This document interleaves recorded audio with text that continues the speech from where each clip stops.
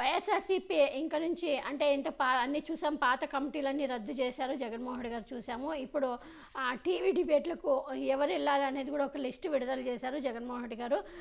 ఇందులో పార్టీలో సీనియర్ నేతలపై టీవీ డిబేట్లో ఇష్టానుసారంగా మాట్లాడుతున్నారని మనం ఇంతకుముందే చూసాము. చాలామంది సజ్జల రామకృష్ణారెడ్డి గురించి కానీ, పార్టీ విజయసాయిరెడ్డి కానీ, రవిచంద్రారెడ్డి సాక్షిలోనే మాట్లాడారని చాలామంది దాన్ని మరి అది మరి పార్టీలో అయితే ఇంతవరకు వ్యతిరేకించినట్టు ఎక్కడైతే ఎవరు చెప్పలేదు. కానీ తను కార్యకర్తల మనోభావాలను, తనకున్న అభిప్రాయాన్ని అక్కడ టీవీలో వెల్లడించారు. కానీ దాన్ని మరి పార్టీ సీరియస్గా తీసుకుందో ఏమో తెలియదు. కానీ అతనైతే ఇప్పుడు దూరంగా పెట్టాలి అని నిర్ణయించుకున్నట్టు తెలుస్తుంది. కానీ అతను చేసిన దాంట్లో అయితే తప్పైతే లేదనిపిస్తుంది. ఎందుకంటే కార్యకర్తలు అనుకున్న మనోభావాలనే అతను కూడా చెప్పారు.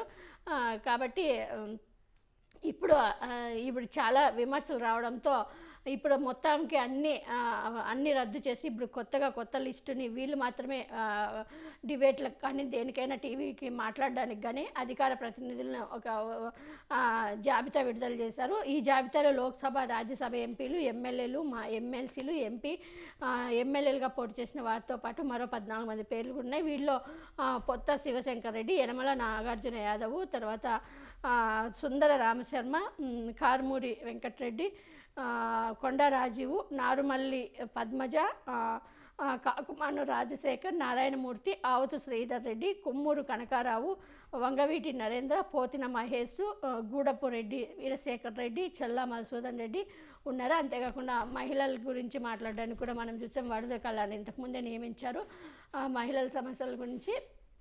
సో ఇలాంతా ఇప్పుడైతే ఈ అధికార ప్రతినిధి లిస్టు వీళ్ళు మాత్రమే, ఇంకేదైనా కానీ పార్టీ నుంచి, వైఎస్ఆర్సీపీ పార్టీ నుంచి అధికారంగా వీళ్ళు టీవీలో వీళ్ళు మాత్రమే మాట్లాడే అవకాశం ఉంది ఇక్కడ నుంచి.